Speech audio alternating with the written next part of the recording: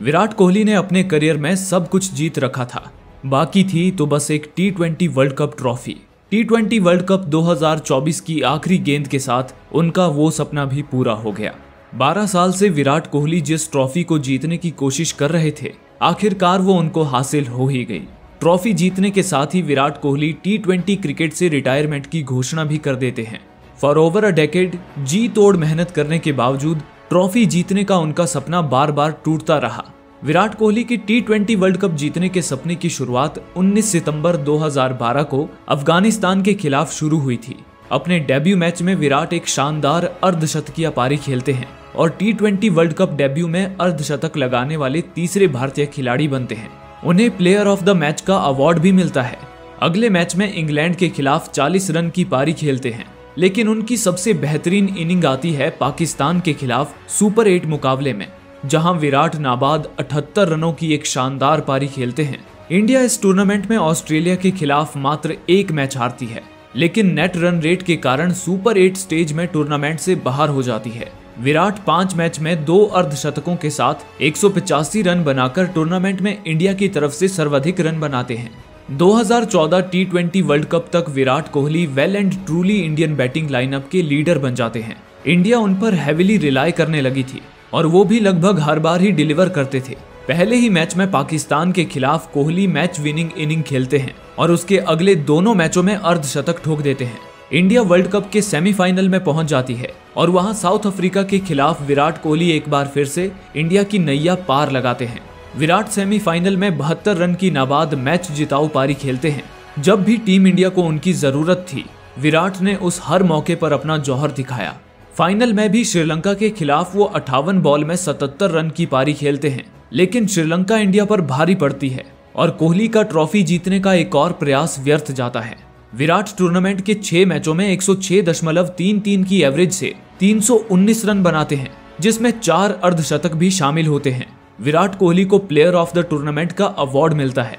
2016 T20 world cup India में हो रहा था, इसलिए इंडियन टीम से इसे जीतने की उम्मीदें भी ज्यादा थी, लेकिन इंडिया और विराट कोहली दोनों की ही शुरुआत बेहद बुरी रहती है। इंडिया पहले ही मैच में न्यूजीलैंड के खिलाफ 79 रन पर ऑल आउट हो जाती है, परंतु अगले ही मैच में पाकिस्तान के खिलाफ एक शानदार अर्धशतकीय पारी खेलकर कोहली इंडिया की गाड़ी को फिर से ट्रैक पर ले आते हैं। ऑस्ट्रेलिया के खिलाफ मैच, जो कि टीम इंडिया के लिए एक तरह से वर्चुअल क्वार्टर फाइनल था, उसमें विराट की खेली हुई इनिंग तो आपको याद ही होगी। 161 रनों के टारगेट का पीछा करते हुए 8वें ओवर की समाप्ति तक इंडिया का स्कोर 49 पर 3 था और उसे अभी भी 72 बॉल्स में 112 रनों की जरूरत थी। एंड वंस अगेन कोहली ने दिखा दिया कि क्यों उन्हें चेज मास्टर कहा जाता है।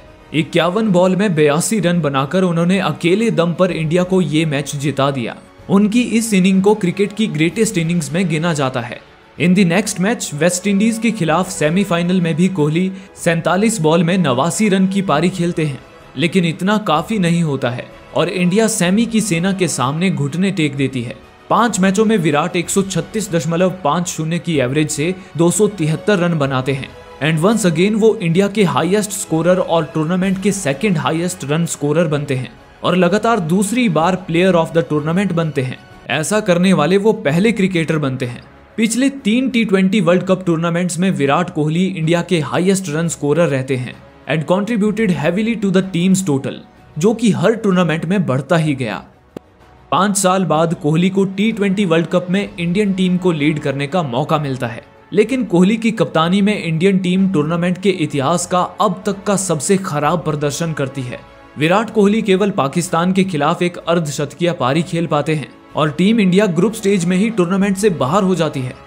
अगले साल नेक्स्ट T20 वर्ल्ड कप में कोहली पाकिस्तान के खिलाफ पहले ही मैच में 160 के टारगेट को चेज करते हुए अपने करियर की ग्रेटेस्ट इनिंग खेलते हैं। इंडियन टीम का टॉप ऑर्डर कोलैप्स कर जाता है और 6.1 ओवर तक इंडिया का स्कोर 31 पर 4 होता है। पाकिस्तानी बॉलर्स पूरी तरह से हावी हो रहे थे, बट कोहली हार्दिक पांड्या के साथ मिलकर इनिंग बिल्ड करते हैं और जब 18 बॉलों में 48 रन की जरूरत थी तो वो अपना गियर बदलते हैं एंड पाकिस्तान के प्राइम बॉलर्स को स्मैश करते हैं। 19वें ओवर की चौथी गेंद पर वो हैरिस रॉफ को सामने की तरफ एक छक्का मारते हैं, जो इंडियन क्रिकेट का one of the most iconic moment बन जाता है। आईसीसी कोहली के उस शॉट को shot of the century declare कर देती है।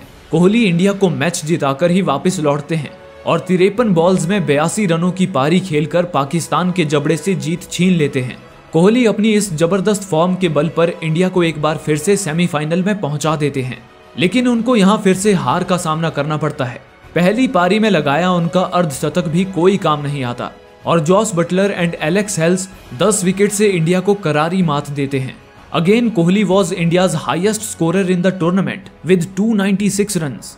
इंडिविजुअली उन्होंने हर टूर्नामेंट में बेहतरीन प्रदर्शन किया था, लेकिन अभी भी वो ट्रॉफी उनके हाथ नहीं लगी थी। और फिर आता है 2024।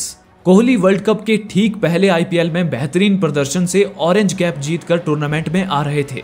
2023 वर्ल्ड कप फाइनल की हार के जख्म अभी तक भरे नहीं थे, इसलिए इंडियन फैंस को विराट कोहली से बहुत उम्मीदें थी।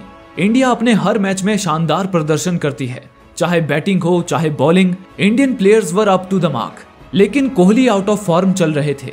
फाइनल में पहुंचने तक कोहली का एवरेज 10 के आसपास था, बट इन द फाइनल जहां इंडिया पहले बैटिंग कर रही थी, मार्को जानेसन की खराब गेंदबाजी के कारण कोहली शुरुआत तो अच्छी करते हैं, लेकिन फिर वो होता है जो पिछले कई सालों से देखते आ रहे हैं। इंडियन टॉप ऑर्डर कोलैप्स कर जाता है, बट कोहली डट कर खड़े रहते हैं। वो नपे तुले रिस्क लेते हुए इंडियन बैटिंग को संभालते हैं और अपना अर्धशतक पूरा करते हैं। अर्धशतक के बाद कोहली आक्रामक रुख अपनाते हैं और 59 बॉल में 76 रन की पारी खेलकर इंडियन टीम को 176 के अच्छे खासे स्कोर तक पहुंचा देते हैं। 15वें ओवर तक जब क्लासेन इंडियन बॉलर्स को धो रहे थे तो ऐसा लग रहा था एक बार फिर से इंडियन टीम बड़े मुकाबले में चोक करने वाली है, बट बुमराह की अगुवाई में इंडियन बॉलर्स मैजिकल बॉलिंग करते हुए साउथ अफ्रीका के हाथों से जीत छीन लेते हैं और इंडिया दूसरी बार T20 वर्ल्ड कप जीतती है। विराट कोहली के पास जो एकमात्र इंटरनेशनल ट्रॉफी नहीं थी, अब वो भी उनके पास आ चुकी थी। 12 साल पहले विराट एक man of the match performance से अपने T20 वर्ल्ड कप करियर की शुरुआत करते हैं और 12 साल बाद फाइनल में man of the match performance के साथ ही वो अपने T20 करियर से रिटायरमेंट की घोषणा करते हैं। हार्डवर्क, हार्ट ब्रेक्स और क्रिटिसिज्म से भरे विराट कोहली के T20 करियर की आखिरकार एक परफेक्ट हैप्पी एंडिंग होती है।